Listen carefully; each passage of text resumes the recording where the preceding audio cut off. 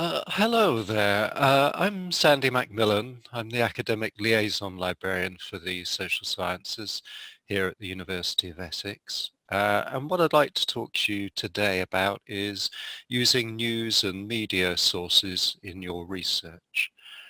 And the areas that I'd really like to discuss in a little bit of detail with you are why you might use media in your research, sources of current news and media information, and historical news and media sources. A quick look at business and financial news, social media, and media and data. But let's start with why we might use media in our research and how we would go about doing that. You know, there's no doubt that obviously media in all its forms is, you know, an extremely important phenomenon these days. It shapes what we know, how we think about things. So, you know, it's not surprising that students often want to focus on media. And you know, combined with this, you know, these days we have really good sources available for news and media research, and they've opened up a lot of possibilities for researchers, whether they're looking at current or historical issues. And we'll take a look at some of those potential sources a bit later on. So the media is relevant and central to so many topics that interest and concern us today, from COVID to Black Lives Matter to migration, many other issues. So really it kind of in a way demands to be an aspect of many research projects. And also we should bear in mind that it's you know, in its own right, it's an important primary source material that's created, you know, at the time of the event or the period under study. So that also makes it a great option for projects that are, you know, wanting to do in-depth research and go just beyond the secondary literature of books and articles. So you know, news and media really can facilitate research on an extremely wide range of topics. So it could be anything from policy type studies on crime, health, education. It could be to do with representation, so how the media kind of represents either individuals or groups or political parties, for example. You might be looking at media bias, propaganda, fake news. You could be doing a study of a particular event or series of events, either historically or current. You might be looking at social movements. You might be looking at things like advertising within media.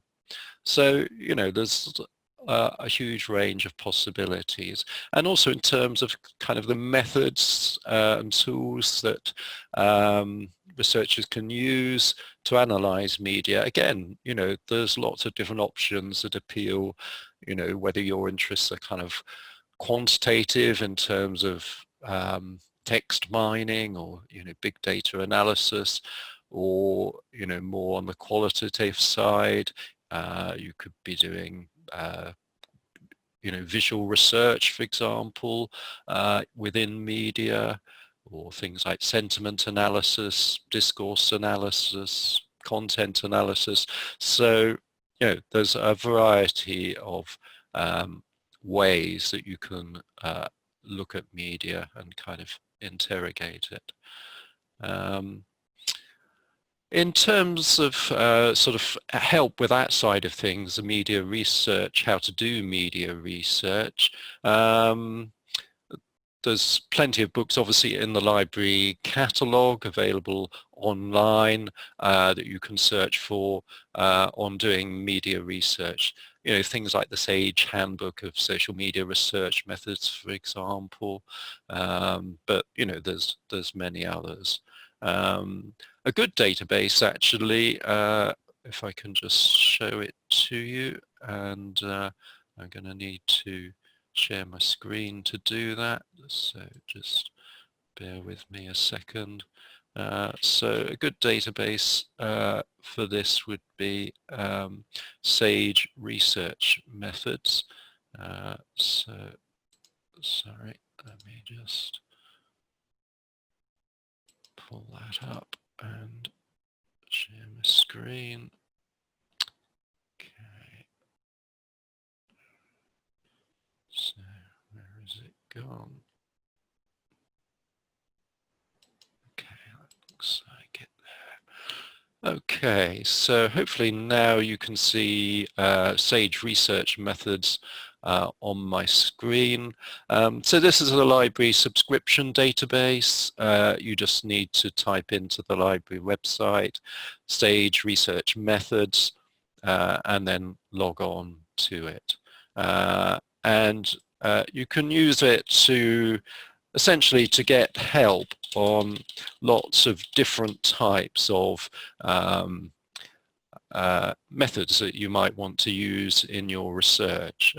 So if you were interested, for example, in doing content analysis in relation to media content, then you could just type in content analysis, and Sage Research Method very helpfully comes up with chapters from encyclopedias, videos, all sorts of things that will help you. This doesn't seem to be particularly on content analysis. Let me just, perhaps I misspelt, let me just try again.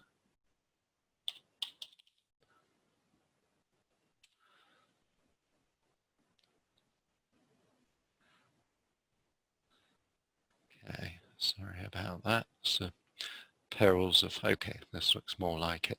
I think I must have just misspelt content or analysis. So you can see here that, you know, a lot of results are coming up that will help you learn more about what content analysis is as a method and how you might practically apply it to your research. And as I mentioned, there's a variety of types of help in Sage Research Methods. So there's some quite good short videos, for example, that are quite good starting points on various methods. You can look at it in relation to particular disciplines if you want. I mean, if you're not sure what method you want to actually use for your research yet, then, you know, have a look at the methods map under research tools, and that will you know, give you an idea of what methods are available and what you can use them for and the differences between them. So Sage Research Methods quite useful in terms of helping you with the methodology side of things. The other thing you could do, of course, is to search for journal articles through a database like Scopus, for example, and, you know, look for journal articles both on your topic, but also using the method that you're interested in, and, you know, you can then examine those and pick up some tips as to how you might go about your research. And of course, you know, talk to academics who do research in this area, research students who are, you know, doing PhDs on media. You know, these people are the experts and will really be able to help you with this side of things. Okay, so we've had a little think about, you know, why we might use media and sort of a few tips on how to go about media research. I want to move on now to the kind of the main sort of point of this talk, which is to find good news sources, relevant news sources that you can use. And the library web page is a good starting point for this. So again, I'm just going to share my screen, and we're going to go back to the library web page. So, okay.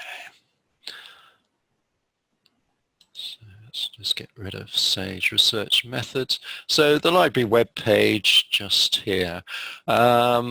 So there's various ways you can tap into news and media resources. If you just want to see basically what databases we've got that hold news and media content, then the quickest way of doing that is to go to the databases link under resources here. So if you just click there, and you'll find then that there's a drop-down list of subjects, and one of those subjects is news, newspapers. There we go. So selecting newspapers will give you a list of the library databases that we have purchased or subscribed to that offer access to all different types of news content. So you can have a browse through those. Another way obviously is just to use the library catalogue to search for what you're looking for. So that could either be like an individual newspaper that you are interested in and know that you want to search. So it's just asking me to log in, so I'm just going to do that.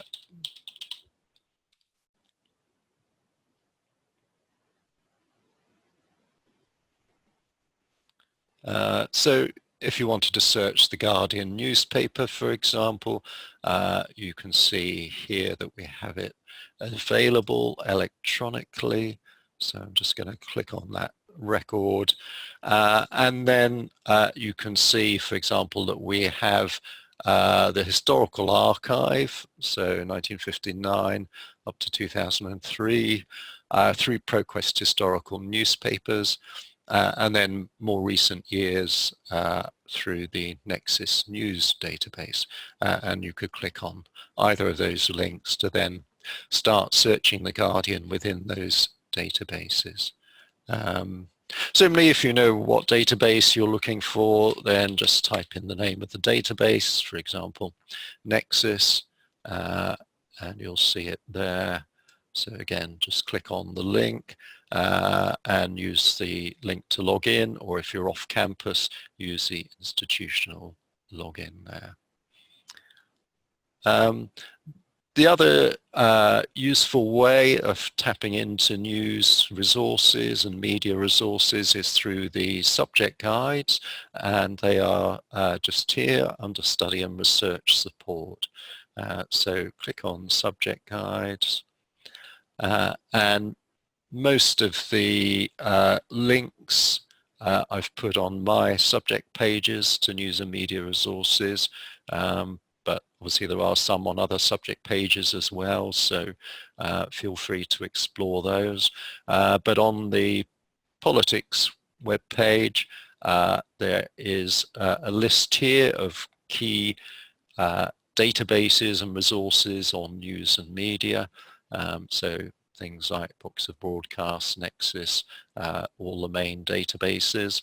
And then further down under the sort of geographical and subject headings, I also have a section specifically for media and journalism. And there you'll find a lot more links. So these are mostly to websites and organizations that are heavily involved in research on news, media, journalism, fake news, whatever it is. So you can see there that there's quite a few useful links covering various aspects of news and media. So that's on the politics subject guide, and then I also have links on the sociology subject guide of a sort of slightly different nature. So again, depending on exactly what it is you're interested in, then you can explore those links. Sorry. Okay, so using the library catalogue, the library subject guides and the browse list of databases are really the main ways to start exploring what news and media resources we have available. Okay, so I'm just going to stop sharing there for a few minutes. You can also use something, of course, on the web. So, for example, there's the ABYZ news portal. That's quite a handy, really just collation of links to the websites of the major newspapers and broadcasting agencies for countries around the world. So, you know, if you're interested in a particular country, but you're not sure, for example, what the major daily newspapers are, or, you know, the main broadcasting agency, then you could use something like ABYZ to help you find out those, and obviously then to link through to those websites. Okay, so I've talked generally about, you know, how to start going about finding news sources. What I'd like to do now is just discuss in a bit more detail, you know, a couple of the main news databases that we have available in the library. And the one I particularly want to demonstrate, because it's the one I think that is used the most, certainly by social scientists, is the Nexus news database. So Nexus is a very large database. It's basically a full text archive of you know, thousands of newspapers. The full text coverage varies from sort of country to country and title to title, but it goes back to around 1980 for, you know, the sort of earliest titles. Nexus includes a lot of the, you know, the major newspapers in the countries that it covers. So, for example, in the UK, the Times, the Guardian, all the main British dailies and the tabloids. Same in the US, New York Times, Washington Post, LA Times, etc.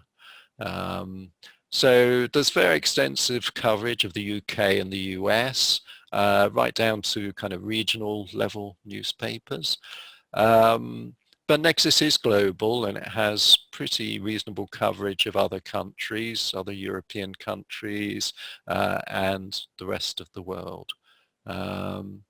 So, you know, although it's not comprehensive, you know, there is more coverage of English language newspapers than, for example, Arabic or Chinese or Japanese.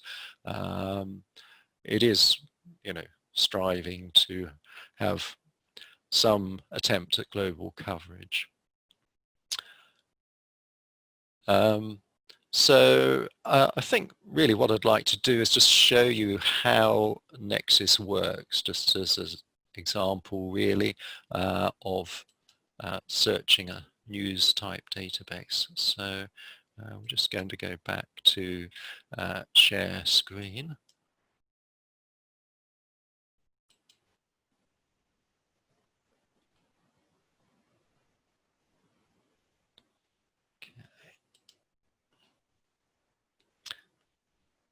Sorry, it just seems to be a bit of a delay with the share.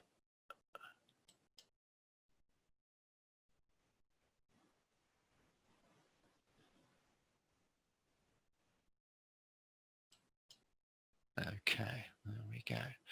Apologies for that. So let's just get rid of the library web page and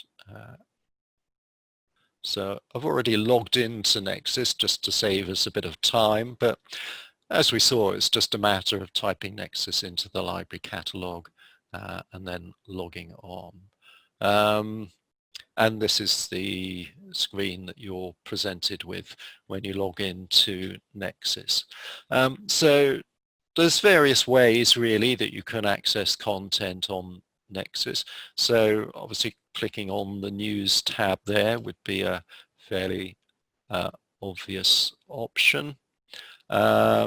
Particularly, if you're not sure exactly what you're looking for, but you might be interested in, a particular country, for example, and you want to see what sort of coverage there is on Nexus, and you could go to that country and it would give you a list of the news sources that are included and some information about the coverage, and then you could select particular ones that you might be interested in. You can also do an advanced news search, which kind of gives you many more options in terms of sort of where you want your search terms to appear. It can be a little bit confusing in terms of the terminology here about the different segments of a news article, but there's quite a useful sort of template here. If I just click on that, so explaining, what the headline is, for example, the headline and the lead section, the byline, and so forth. So, if you're not sure what these terms mean, then you can have a look at this little guide, and that should make it a bit clearer. Generally, for searching on Nexus, I find that the power search is the most effective way of getting to what you want to find. So let's just do an example of a search just so you can see how it works. So I could search for Black Lives Matter, for example, as a phrase. And the common thing in Nexus is obviously because it covers so many newspapers and there's so many stories in them, you get absolutely loads of results. So obviously you're going to have to narrow down your search in some way. So we could do that by date, for example. So we could restrict ourselves, say, to the last 5 years. And also by selecting specific sources. So this could be individual newspapers or kind of groups of newspapers. So, if I wanted to search all of the UK national newspapers, for example, then I could just choose those as a kind of collective bunch of papers. So if I did that, that might reduce the number of results a bit. But in fact, as you'd expect, I guess, there is still a lot of results. So you're going to have to be even more specific. I might, for example, to try and find the most relevant articles, just ask for those where Black Lives Matter is in the headline of the article. And if I want to cut out, very short articles that don't really have that much content, I could specify something like I only want articles over, 1,000 words in length that are fairly meaty and offer a bit of, analysis. So there's various ways you can restrict your search using these kind of connectors. And there is a guide on Nexus listing the different connectors available. But you can also, of course, narrow down using the filters on the left-hand side here. So we're down now to at least a more reasonable number. We might want to now look at, for example, what newspapers these articles are actually in. Because it might be, for example, we might want to compare the coverage of the Black Lives Matter movement between The Guardian and some other newspaper. So, you know, Nexus enables us to do that. So you can see there how searching works in Nexus, and you know, if we wanted to, obviously we could add in additional keywords as well. If you want to you know, export some of these results, so we've got, so if we click on the article, we'll get the full text of the article there. So you can see the text there. So, I mean, as you can see from the results, Nexus, it's not like just a reproduction of a newspaper of the original kind of facsimile. What Nexus does is it extract the text of articles from newspapers. So, you know, if you're doing visual research, for example, then Nexus wouldn't be much good because it doesn't include, you know, photographs or visual images. There are some, but not many. But what it is good at is obviously covering a lot of different newspapers, and you can then select the stories you want that are relevant to you, and you can export those to a file. And I think the limit in Nexus at any one time is you can export up to 100 documents. So, you know, that's a fairly powerful search facility with the option to then export that content, you know, which you might then want to analyze further in terms of discourse or content or whatever it is. The other thing you can do on Nexus is set up alerts using the little bell here, because, you know, obviously, particularly for current stories that are developing, you might want to keep up to date with what's happening in the news. So you could set your alert based on your keywords, and then anytime there's a new story published, you'll get an email with a link to that.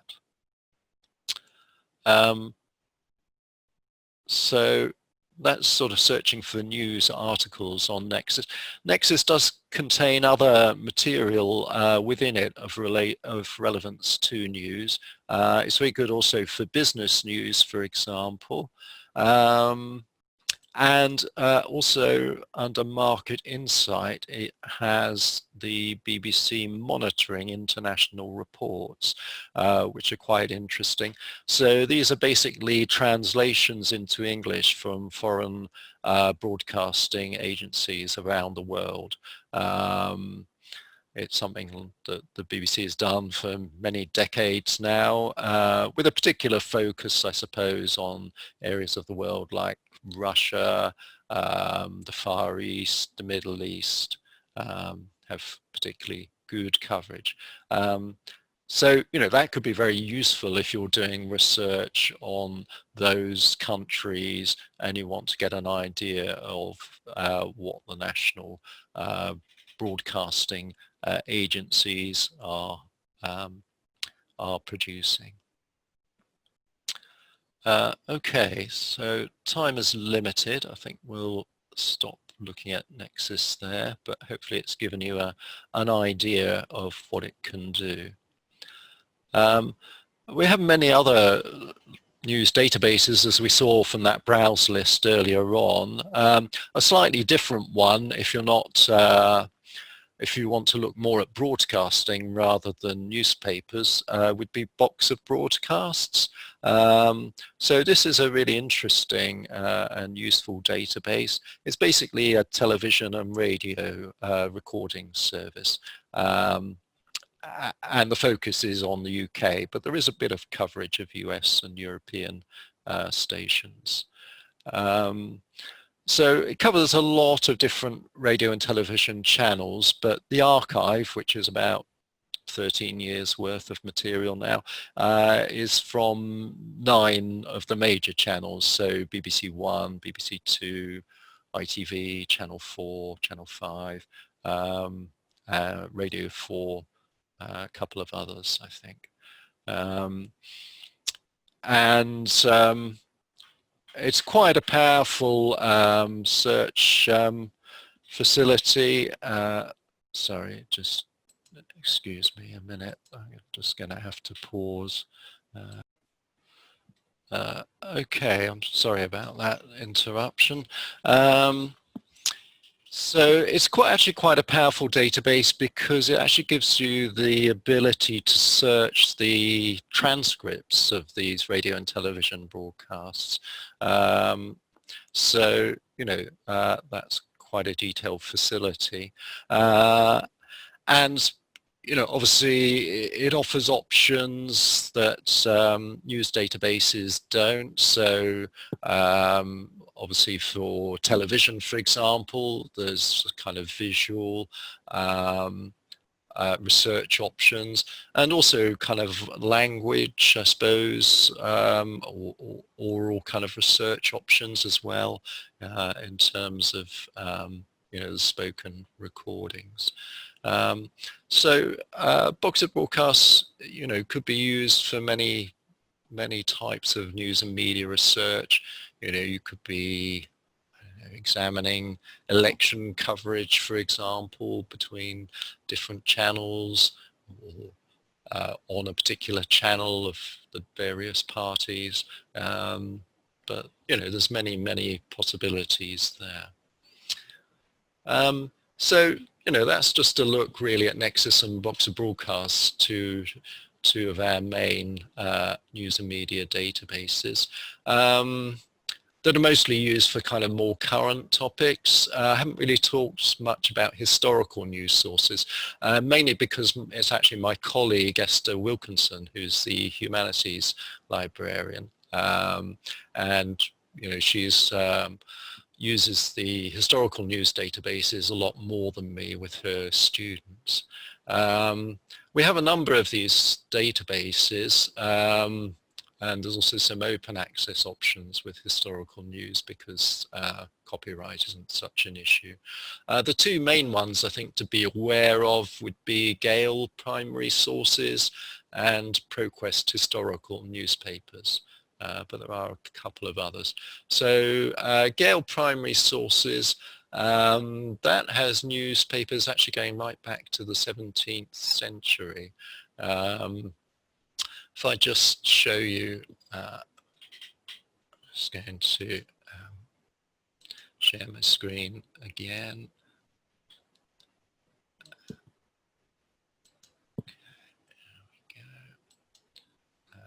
So I'm just logged on to Gale primary sources now. So you can see here the different components in Gale primary sources. So it's not entirely newspapers, there are a few other things, but it's very largely news content. And you can see that they're historical archives in various ways. So you can either search those collectively using the cross search, or if you wanted to search a particular newspaper, so I've just chosen the Times here, for example, then we could do that.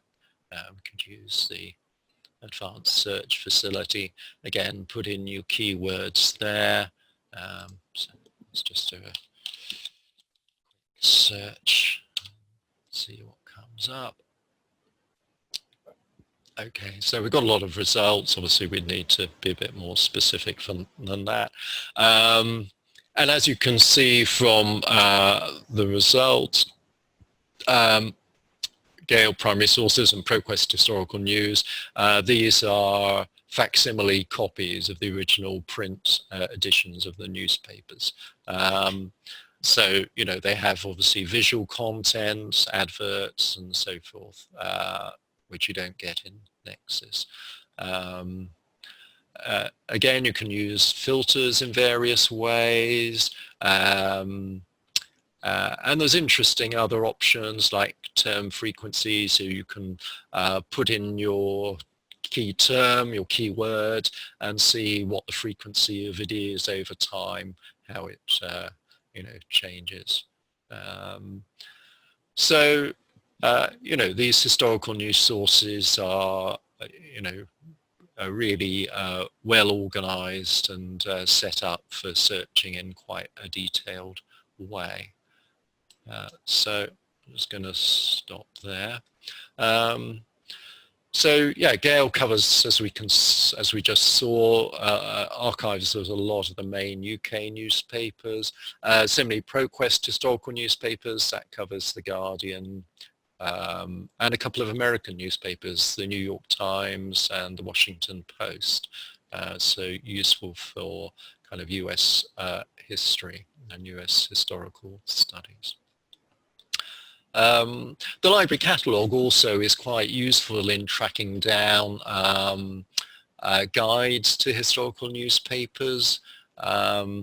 So you could do this by typing in newspapers as a keyword, and then a keyword like bibliography or sources, and those would pull up books that we have about, normally by country, historical newspapers of Mexico, for example, 1700 to 1860 or whatever it is.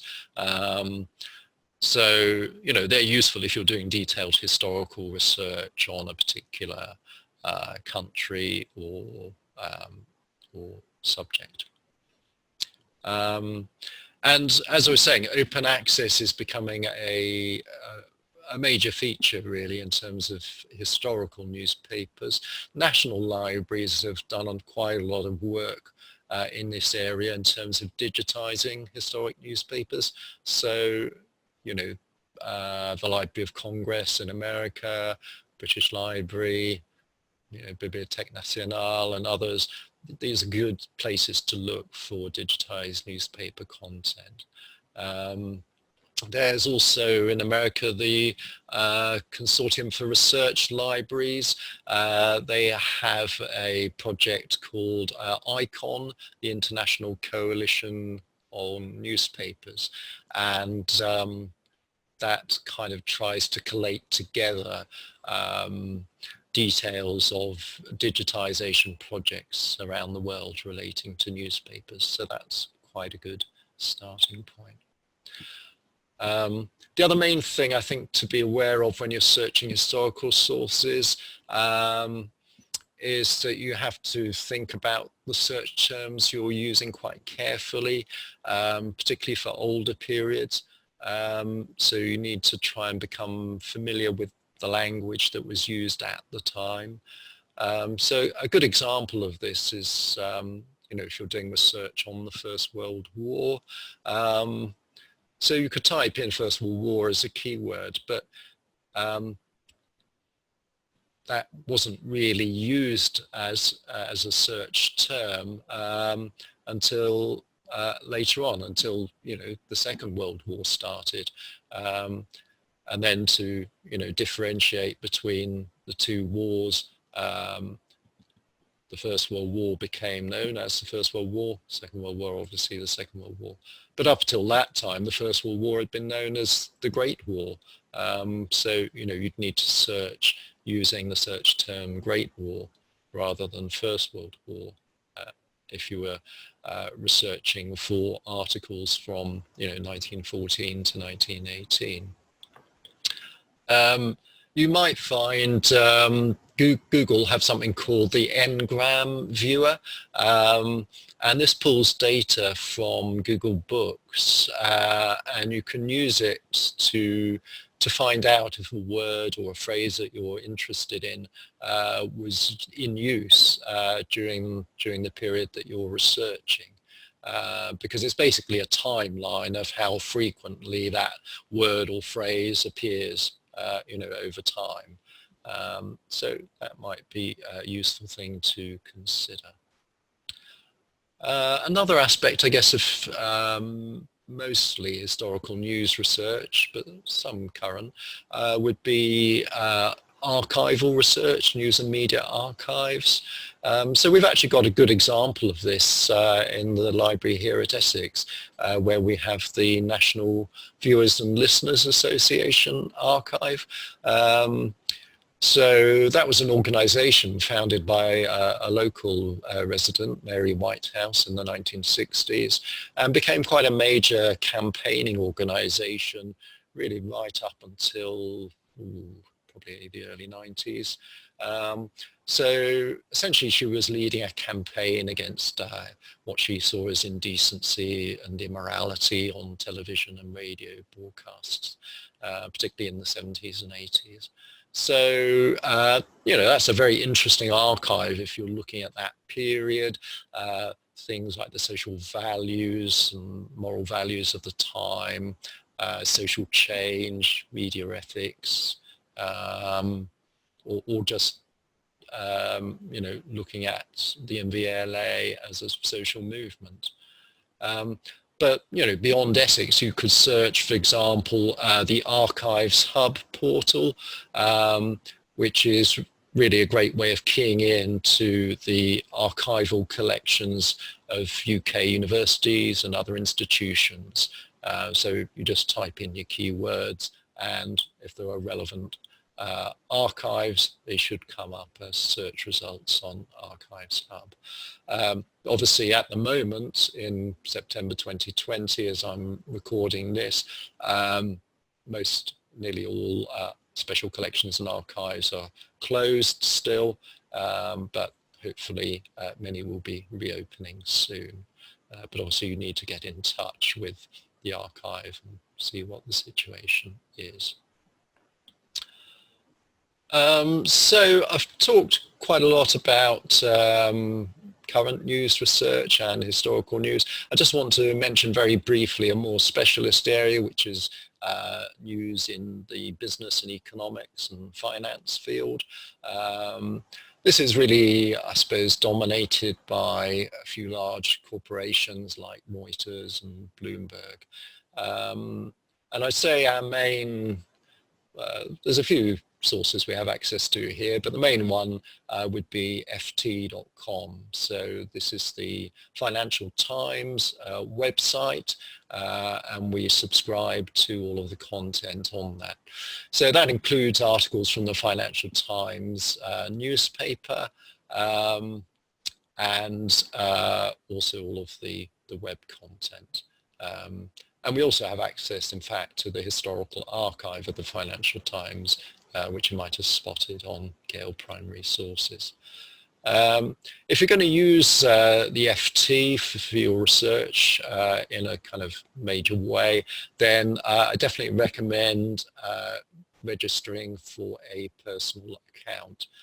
You can do this from the library website. Just type in ft.com and it'll pull up the library record for the database, and you'll see there on the record there is a link to creating a personal account. Doing that will then give you unlimited access to all of the content on FT. It will enable off-campus access and mobile access. If you don't create a personal account, then it's much more limited in terms of what you can access. We do have other business news resources, so things like economist.com, for example, quite good for economic coverage. And also the financial databases we have like Icon and Nexus that we also looked at. They have very good business news coverage. And also, of course, quite a lot now open access. Reuters.com, the UK website of Reuters, is very good. Fortune and Forbes also useful. And I suppose the other main area for news would be from trade kind of practitioner journals, particularly in areas like law and business, because these are useful sources of specialist news in their fields. A lot of these types of magazines are covered by Business Source Ultimate, so that might be a useful database to search for those. The last sort of main area that I want to cover briefly is social media, which, you know, I'm always quite surprised that not that many students do social media research, you know, considering how much of our lives, I guess, are played out on social media, and what a potentially rich source of information it is about the social world, but also, you know, politically. So, you know, that's in terms of obviously attitudes, sentiments, opinions, reactions, social networks. So, you know, the social media world, you know, it's not one really that's particularly neutral or objective, but it still can be used in a variety of ways for research. And of course, it also has is of interest to, you know, economically to businesses, whether they're in retail, marketing, or consumer behavior, looking at consumer trends, hospitality industry, and so forth. And I suppose also because there's a variety of content types for social media, it has quite diverse possibilities. So obviously there's text, but there's also multimedia, audio, visual content, and obviously activities, things like likes and shares, network information, profile pages, and so forth. So there's various possibilities, but the drawback, I suppose, what kind of puts people off, well, various things, just the sheer quantity of data out there, and also the data mostly is controlled by big companies like Facebook and Twitter, who don't generally give away that much for free.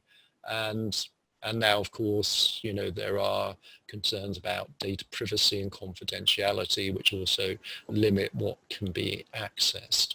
But there are still some options available. So you could go to the, you know, the platform you're interested in, for example. So, I mean, if I just share my screen for a second.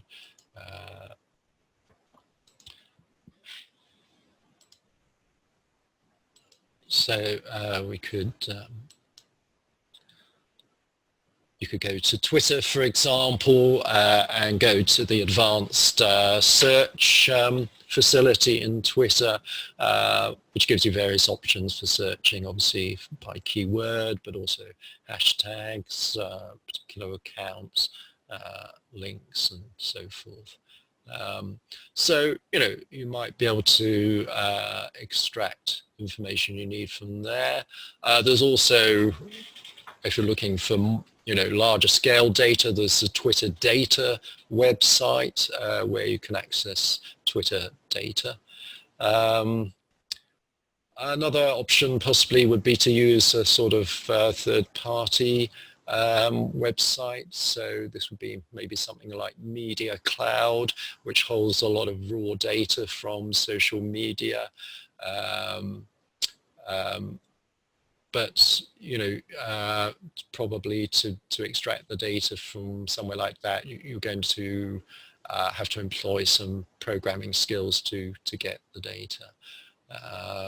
Other websites like PushShift for Reddit data, slightly easier, I think, to use.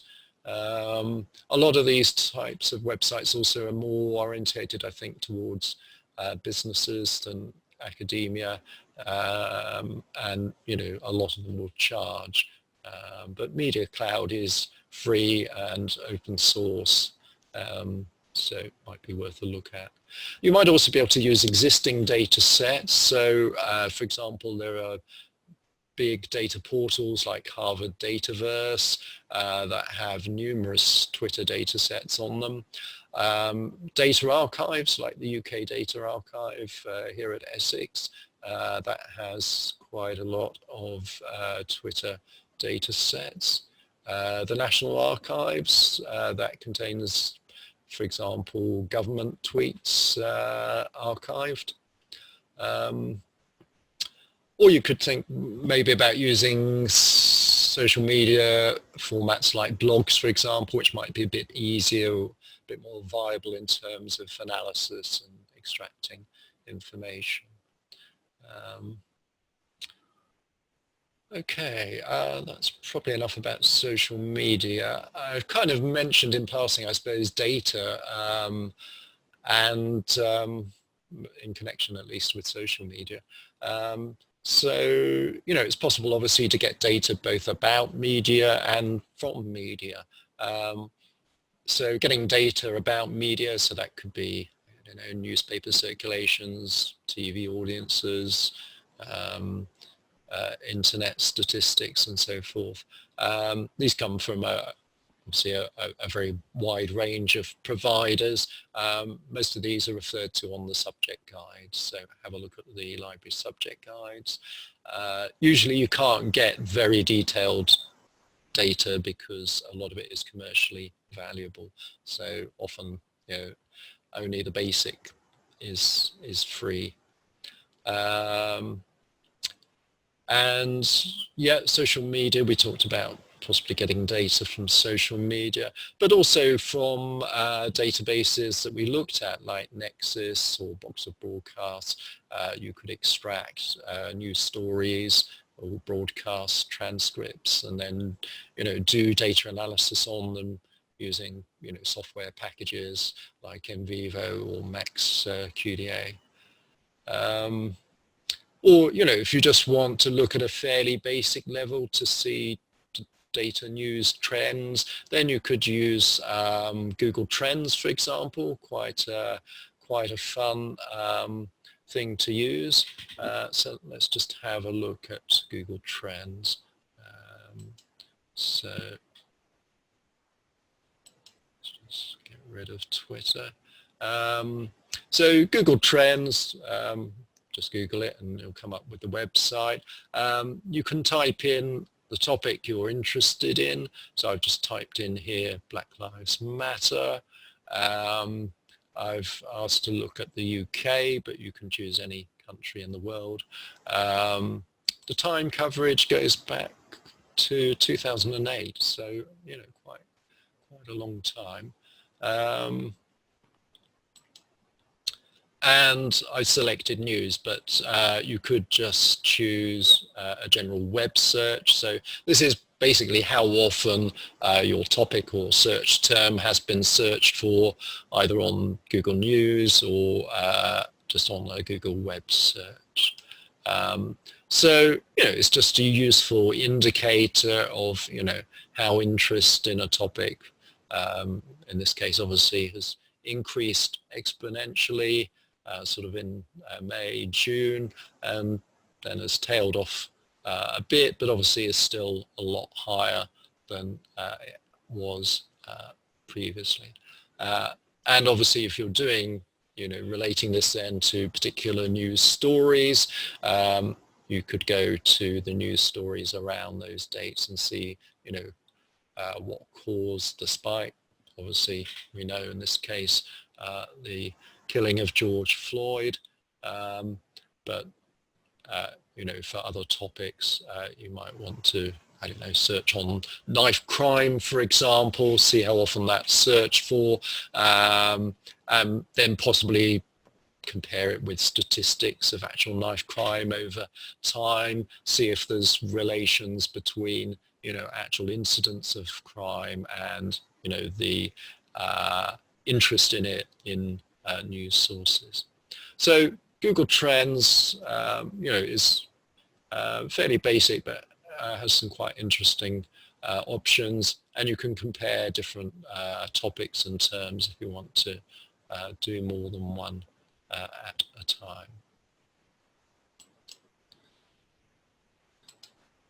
Okay, so that's pretty much all I've got to say, other than to say that, you know, there is various help and support available for you from your subject librarian.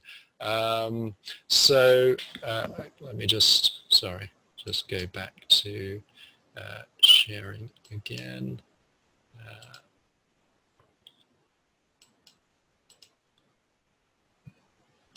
Because there's actually a few of us that cover news and media issues. So you can see here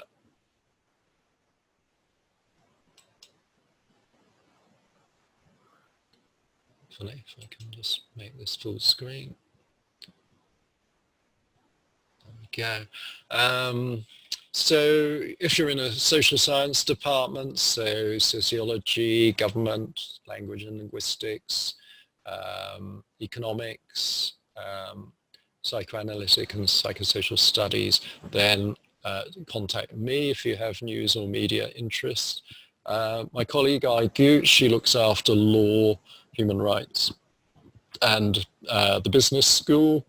And as I mentioned earlier, Esther Wilkinson, the humanities librarian. So if you're doing research in history, for example, or literature, lifts, philosophy and art history, or the Edge Hotel School, then feel free to contact her. And obviously, I have these slides as well that accompany the talk, so I'd be happy to send you those if they would be useful. Okay, that's the end of the talk. Thank you very much indeed for listening, and I hope it was useful. Bye-bye.